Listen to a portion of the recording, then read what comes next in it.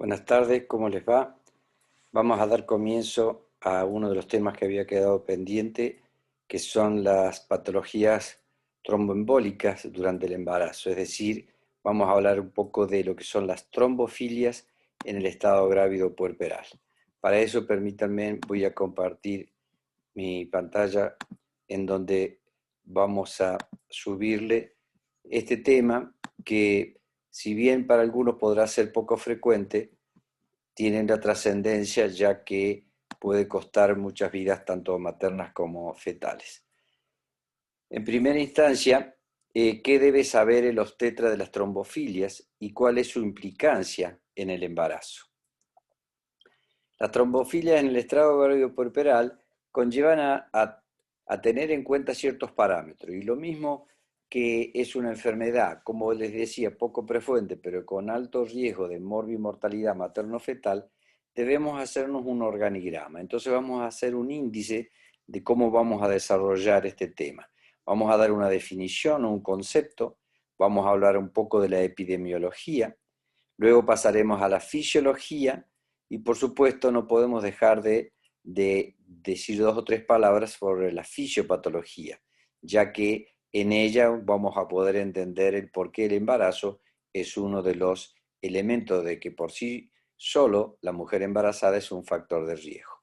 Repasaremos todos los factores de riesgo, vamos a hablar de la clasificación de las trombofilias, ya que no todas las trombofilias son iguales, que una vez que tengamos un panorama general del concepto de trombofilia, factores de riesgo, clasificación, vamos a preguntarnos a qué mujeres deben hacérsele los exámenes de trombofilias. Posteriormente, cuando nosotros sospechamos trombofilia, una vez que sospechamos trombofilia, cómo estudiamos a las trombofilias propiamente dichas, y por último, cómo hacemos el diagnóstico de esta patología. Para decir dos o tres palabras sobre el concepto o la definición de trombofilia, podemos decir que trombofilia es una patología, ya sea congénita o adquirida, que promueve o facilite la presentación de un fenómeno trombótico, el cual generalmente afecta el territorio venoso. Llamémosle este concepto o esta definición, fue hecha ya en el 2004 en un trabajo de Doyle y colaboradores que estudiaron las enfermedades tromboembólicas durante la gestación. Dos o tres palabras sobre cómo es la epidemiología de esta enfermedad. Tenemos que reconocer que los fenómenos tromboembólicos son poco frecuentes, pero determinan una elevada mortalidad materna. Se presenta para algunos autores entre el 0,5 a 3 pacientes por cada 1000 embarazos. Es decir, nos llega de entre 1 y 3 pacientes, comparada con 1000 embarazos, van a desarrollar trombofilia. También podemos decir en cuanto a la epidemiología que entre el 50 y el 60% se va a producir en el puerperio, y esto debido al reposo, al éxtasis venoso que tiene la puérpera. También podemos decir que sin tratamiento, el 24% de las pacientes tendrá un tromboembolismo pulmonar con un 15% de mortalidad. Pero si le damos anticoagulantes, es decir, si hacemos tratamiento, el tromboembolismo pulmonar ocurrirá solo en el 4,5% de las pacientes con un 1% de mortalidad. Lo cual, fíjense en la importancia que tiene el diagnóstico precoz, la comprobación de la patología y el tratamiento oportuno. Otros autores dan cifras estadísticas un poquito diferentes, pero en realidad hablan de que la incidencia de la enfermedad tromboembólica durante el embarazo está entre el 0,75 a 1,75 por cada 1000 embarazos, y que es 4 veces superior a lo que es la población no gestante. El 20% de estos eventos ocurren en el territorio arterial, dejando la mayoría, es decir, el 80%, para que se desarrolle en el territorio venoso. El riesgo que tenemos de trombosis venosa profunda o tromboembolismo pulmonar siempre va a ser mayor en el posparto. En general, durante las primeras 6 semanas postparto, el riesgo aumenta de 20 a 80 veces y en la primera semana postparto, esta cifra se acerca a 100 veces el aumento de riesgo. La embolia pulmonar es la primera causa de mortalidad materna en el mundo desarrollado y va desde 1.5, desde 1.1 a 1.5 por cada 100.000 partos en Estados Unidos y en Europa. También en Estados Unidos constituye la primera causa de mortalidad materna con un 15% del total.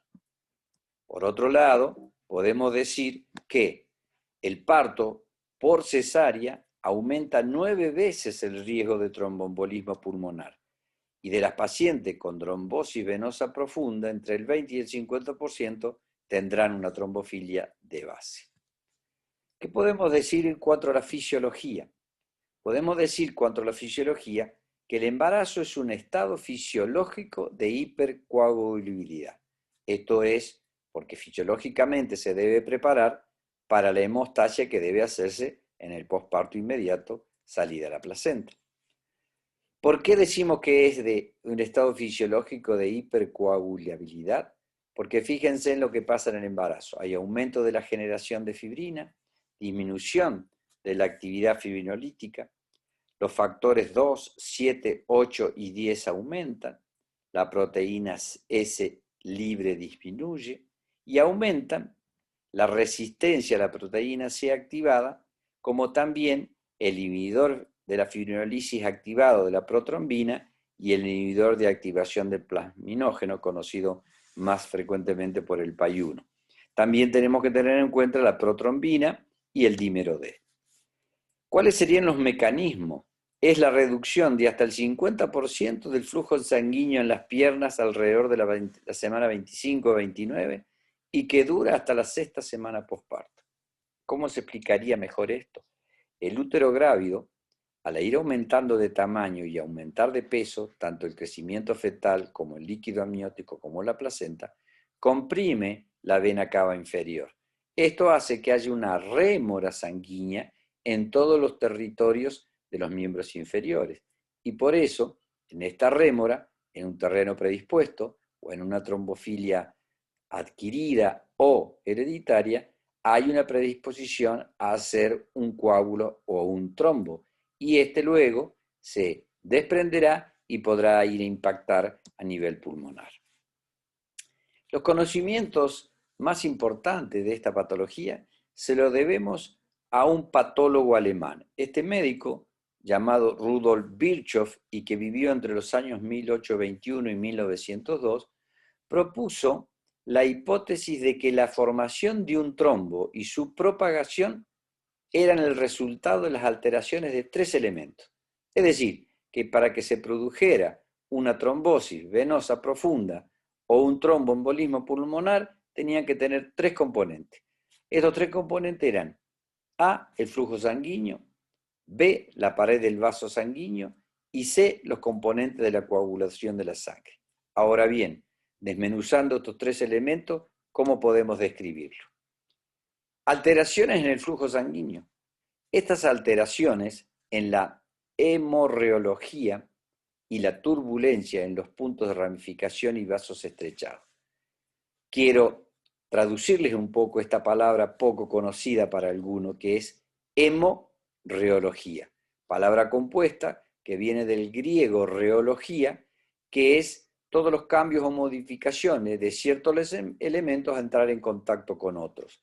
Hemorreología viene de sangre, por lo tanto, la hemorreología se definiría como el estudio de los efectos del flujo sanguíneo sobre los componentes celulares de la sangre, glóbulos rojos, blancos, plaquetas, y sobre la pared de los vasos sanguíneos.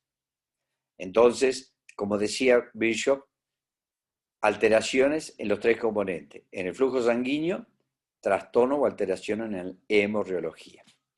Segundo, trastorno en la pared de los vasos, alteraciones en el endotelio vascular, como por ejemplo los procesos arterioscleróticos que causantes de inflamación. El mejor ejemplo lo vimos cuando estudiamos preeclampsia, que veíamos que la causa etiológica más importante era el proceso inflamatorio del endotelio vascular con el desprendimiento de ciertas sustancias que actúan como vasoconstrictores posteriormente, en presencia de sustancias proinflamatorias como el factor de necrosis tumoral alfa, etc. Y el tercer elemento son los componentes de la coagulación sanguínea, ya que debería haber alteraciones en la función plaquetaria y en las vías de coagulación y fibrinolítica. Por lo tanto, entonces, resumiendo, la trombofilia estaría sostenido por una triada de Virchow, y la triada de Virchow está explicada por alteraciones de la pared vascular, que son la lesión endotelial, alteraciones en la composición de la sangre, que son los estados de hipercoagulabilidad, y por último, alteraciones en el flujo sanguíneo, que estaría dada por la circulación enlentecida. Si yo quiero buscar un ejemplo más claro de trombofilia, lo tengo al embarazo. En él se da la tríada: las alteraciones en la pared vascular, donde hay lesiones endoteliales, la composición de la sangre, en el embarazo por sí solo tiene estado de hipercoagulabilidad, como vimos, y por supuesto a nivel de flujo sanguíneo hay una circulación enlentecida por la rémora desde los miembros inferiores en adelante. ¿Cuáles serían los factores de riesgo para desarrollar una trombofilia?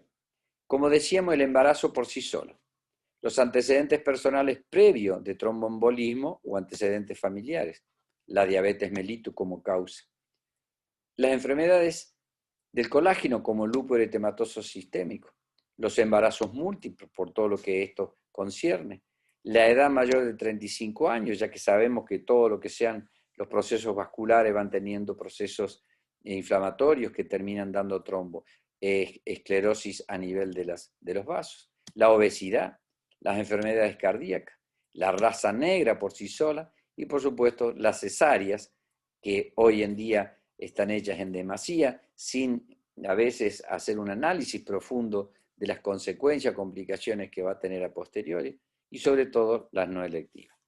Por lo tanto, la incidencia de enfermedad tromboembólica, ya sea trombosis venosa profunda y trombosis a nivel del endotelio, a nivel pulmonar, podemos decir que está entre 1.75, 0.75 y 1.75 por cada 1000 embarazadas. ¿Cómo clasificamos a las trombofilias? Ya que no todas las trombofilias, o sea, facilidad de producir trombos, son iguales. Vamos a clasificarlas en trombofilias adquiridas y trombofilias hereditarias.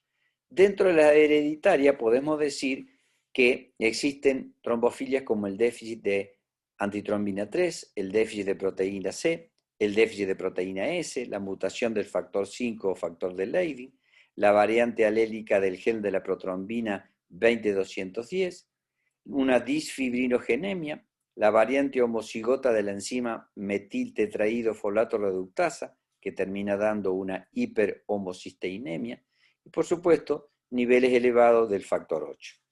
Respecto a las trombofilias adquiridas, podemos dividirlas en varios grupos: aquellas con alteraciones plaquetarias, como el síndrome mieloproliferativo crónico, la hemoglobinuria paroxística nocturna, la hiperlipidemia y, por supuesto, la diabetes mellitus.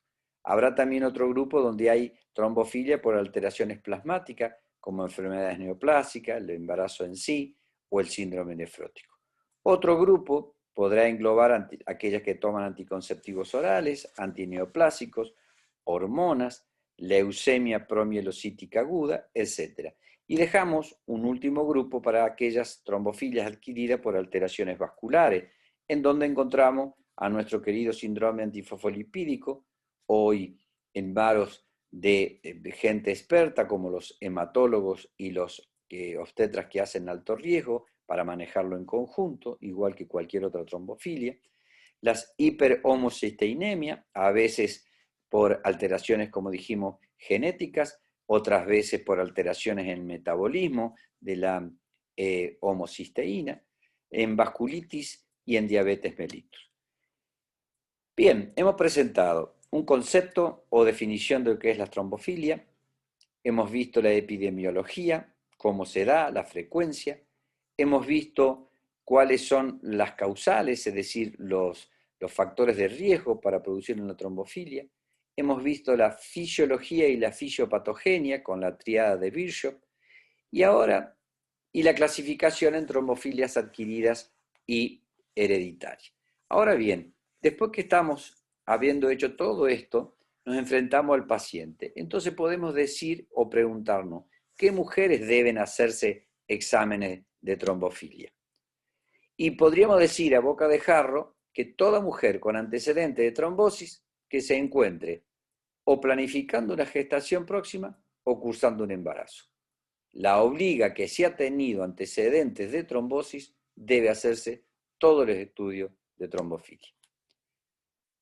Si hacemos una buena anamnesis e indagamos, vemos en la historia clínica causas fundamentales para estudiar a una paciente en todos sus factores trombofílicos.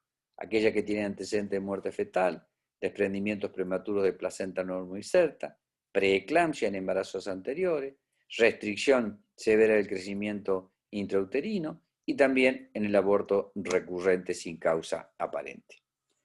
¿Cuándo nosotros, como profesionales, podemos o debemos sospechar una trombofilia? Cuando una paciente tiene antecedente de tromboembolismo venoso o trombosis profunda durante el embarazo. El 50% de las embarazadas con tromboembolismo tiene una trombofilia, ya sea adquirida o hereditaria. Dentro de los antecedentes de desprendimiento de placenta, preeclampsia como hemos visto, eclampsia propiamente dicha, pérdidas fetales sin causa aparente, restricción del crecimiento intrauterino, etc., nos tiene que a nosotros hacer sospechar de que estamos frente a una trombofilia. El factor más importante de todo esto es el tromboembolismo venoso y el tromboembolismo pulmonar. Indudablemente que teniendo la paciente este antecedente, yo tengo que pensar que estoy frente a una trombofilia y debo pedir todos los estudios adecuados. Ahora bien, ya sabemos lo que es la trombofilia, ya vimos cuáles son las pacientes que podemos sospechar la trombofilia, y ahora bien, ¿qué estudio le vamos a pedir a las pacientes que sospechamos trombofilia? Es decir, ¿cómo estudiamos las trombofilias? En primera instancia estudiamos las situaciones clínicas adquiridas que determinen un estado protrombótico y también la historia familiar y los antecedentes personales. ¿Cómo hacemos? Dentro de los estudios de situaciones clínicas adquiridas que determinen un estado protrombótico, vamos a hacer anamnesis, interrogatorio, examen físico. Dentro de la anamnesis y el interrogatorio vamos a determinar cuáles son los factores de riesgo, los antecedentes, tensión arterial, etcétera, para que yo pueda sospechar y pedir estudio de trombofilia. Por otro lado, el examen físico, sabiendo si la paciente está o no está embarazada, ver todo lo que es su territorio venoso, especialmente en miembros inferiores, ver si tiene varices, ver si sufre de hemorroides, etc. Por otro lado, un laboratorio. ¿Qué vamos a pedir en el laboratorio? Aparte del hemograma, todo lo que son los estudios de rutina, más la serología, no debemos olvidarnos de glucemia para hacer diagnóstico de diabetes gestacional o ver si tiene antecedentes de diabetes mellitus o diabetes tipo 2, como entre los antecedentes podría tener. La homocisteinemia, es decir, los valores de homocisteína que muchas veces están alterados, a veces porque hay una población entre un 5 y un 15% que tiene homocisteína elevada sin que esto produzca una patología, pero en otros casos debemos averiguar si no es una trombofilia hereditaria, ya que un trastorno a nivel de la genética de la metiltetraidofolato reductasa podría darnos aumento de la homocisteína. Es importante porque la homocisteína es un compuesto que queda intermedio entre el metabolismo de la metionina cuando se va a transformar en cisteína. El paso medio es la homocisteína, es decir, metionina pasa a homocisteína y luego pasa a cisteína. Para esto necesita la presencia de la vitamina B6, de la vitamina B12, para transformarse en metionina y luego en homocisteína. Y en la inversa, para transformarse de cisteína a homocisteína, necesita el ácido fólico. Por eso van a ver ustedes que en los tratamientos para estas patologías se usan compuestos que tengan vitamina B6, B12 más ácido fólico.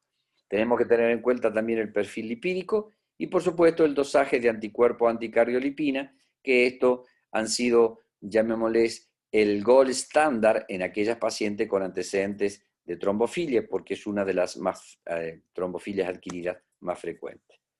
Dentro de la historia familiar y antecedentes personales podemos hacer estudios plasmáticos ya específicos y ahí vamos a dosar antitrombina funcional, proteína C, proteína S libre funcional y antigénica, anticuerpo lúpico, sabiendo ustedes que el anticuerpo lúpico es un marcador indirecto de trombofilia, especialmente en aquellas trombofilias adquiridas, ya que el anticuerpo lúpico se lo describió en primera instancia como un elemento que llamaba la atención en aquellas pacientes lúpicas. Por lo tanto, se consideró que esto era patognomónico del lupus y se le llamó anticuerpo lúpico. Posteriormente, se vio que este anticuerpo lúpico estaba presente en otras patologías que no eran pacientes lúpicas, y de allí le quedó el nombre de anticuerpo lúpico. Y se pone de manifiesto de una forma indirecta, ya que el anticuerpo lúpico positivo es cuando las pruebas de coagulación están demoradas. Anticuerpo lúpico negativo, cuando las pruebas de coagulación son normales. ¿Cómo sería esto? El anticuerpo lúpico forma parte de lo que nosotros llamamos los elementos que tienen antifosfolípidos, como el anticuerpo anticardiolipina, la IgG y la IgM. Los fosfolípidos son anticuerpos antifosfolípidos, son anticuerpos antifosfolípidos naturales o normales, para que lo vayan entendiendo mejor. Para que se produzcan los factores de coagulación normal, una de las vías de coagulación es aquella que utiliza el factor activador de la protrombina. El factor activador de la protrombina está compuesto por el factor 10, el factor 5, calcio y fosfolípidos. Todo esto forma factor activador de la protrombina que actuaría en forma normal y natural, transformando la protrombina en trombina y hacer que la trombina transforme el fibrinógeno en fibrina y se produzca la coagulación adecuadamente. Estos anticuerpos antifosfolipídicos van a bloquear los fosfolípidos naturales de la paciente. Por lo tanto, el factor o el complejo activador de la protrombina no se va a poder formar porque le falta el fosfolípido. Dijimos factor 10, factor 5, calcio y fosfolípido. Si el anticuerpo se lleva al fosfolípido, el complejo activador de la protrombina no se forma, no se puede formar, la protrombina no actúa sobre la trombina y la trombina no actuará sobre el fibrinógeno para transformarlo en fibrina. Por lo tanto, el resultado es una prueba de coagulación demorada, elemento indirecto para decir que esta paciente tiene un anticuerpo lúpico positivo. El estudio genético que debemos hacer también es investigar trombofilias congénitas, o mejor dicho, trombofilias hereditarias. La mutación del factor 5 de Leiden y la mutación de la protrombina en su factor 20-200A. Si estos son positivos, podemos sospechar que la paciente tiene una trombofilia hereditaria. Ahora bien, factores de riesgo, síntomas y signos y 3 de probabilidad. Con estos elementos que ya hemos aprendido, yo me enfrento a cuáles son los factores de riesgo para desarrollar la trombofilia, cuáles son los síntomas y signos que me van a decir que esta paciente tiene una trombofilia y cómo aplico el test de la probabilidad. ¿Qué es el test de la probabilidad? Bien, el test de la probabilidad es un test que fue creado para aquella paciente con sospecha de trombofilia para ponerla de manifiesto. Así entonces una paciente que tiene sospecha clínica de trombofilia, yo voy a protocolizar categorizándola según el test de probabilidad. Esto es el riesgo de hacer trombofilia, puede ser bajo, mediano o alto. Si yo tengo dentro del test de probabilidad bajo riesgo, voy a pedir un dímero D. Pueden dar dos circunstancias, que me dé bajo o alto. Si el dímero D me da bajo, descarto la trombosis venosa profunda. Pero si yo sospecho, tengo la sospecha clínica de trombosis venosa profunda, es de bajo riesgo, le pido el dímero D, pero me da alto el dímero D, le voy a pedir un ecodoppler porque me la pone dentro de un grupo de riesgo que puede hacer trombosis venosa profunda. Si el ecodoppler es negativo, descarto la trombosis venosa profunda.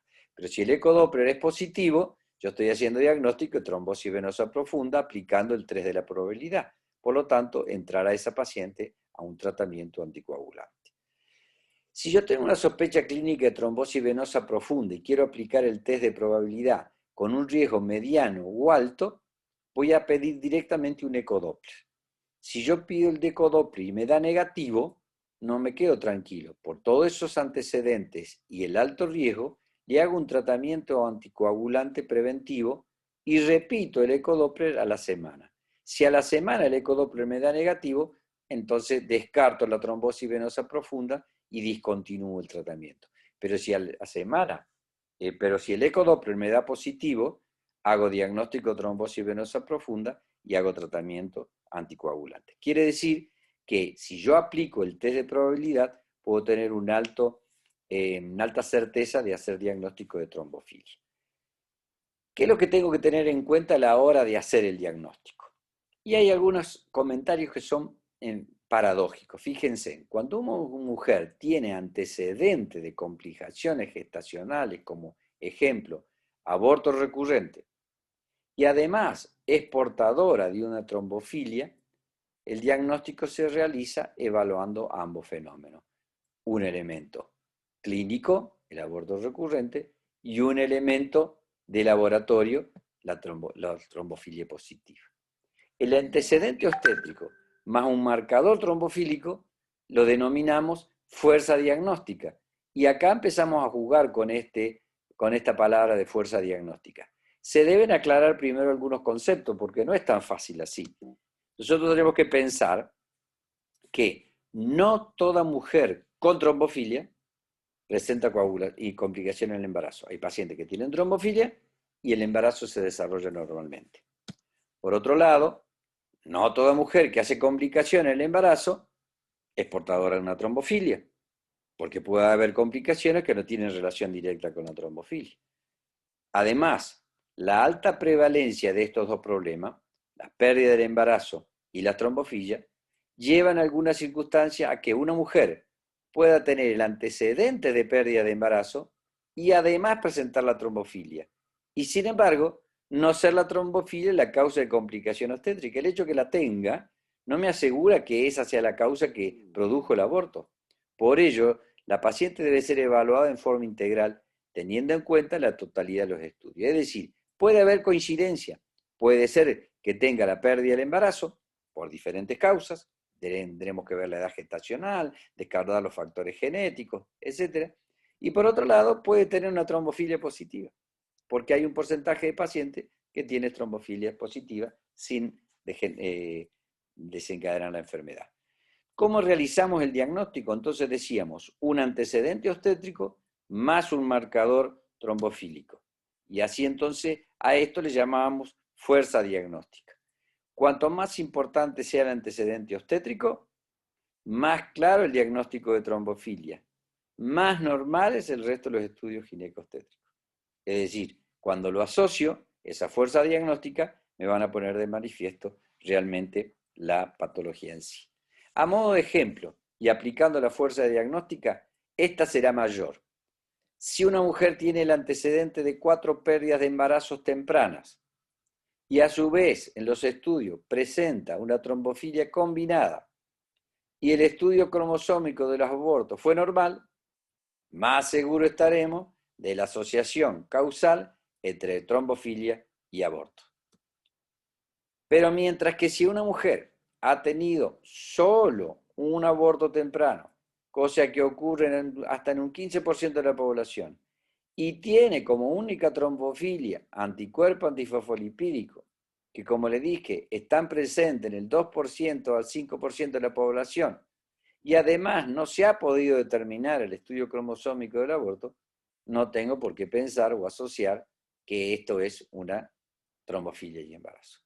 Es decir, en este juego de palabras usted tiene que tener en cuenta que no siempre que esté presente la trombofilia en la paciente y que tenga un antecedente va a ser causar la trombofilia. Pero sí, acuérdense, la fuerza diagnóstica tiene que estar sostenido en estos elementos.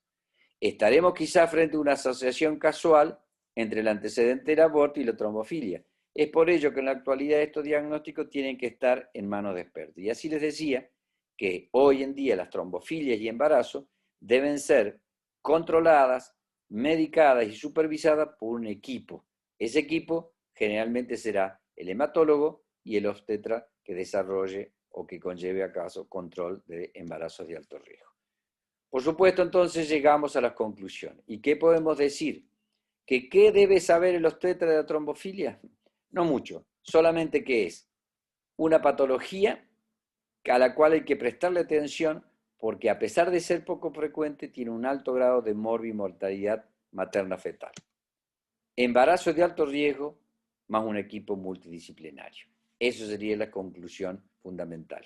Después que hicimos un repaso en la definición, el diagnóstico, la fisiología, la fisiopatogenia, a qué paciente hay que pedirle estudios de trombofilia, cuándo sospechamos una trombofilia, qué estudios específicos son los que nosotros vamos a pedir, cómo están los factores de riesgo, cuál es lo que se llama fuerza diagnóstica.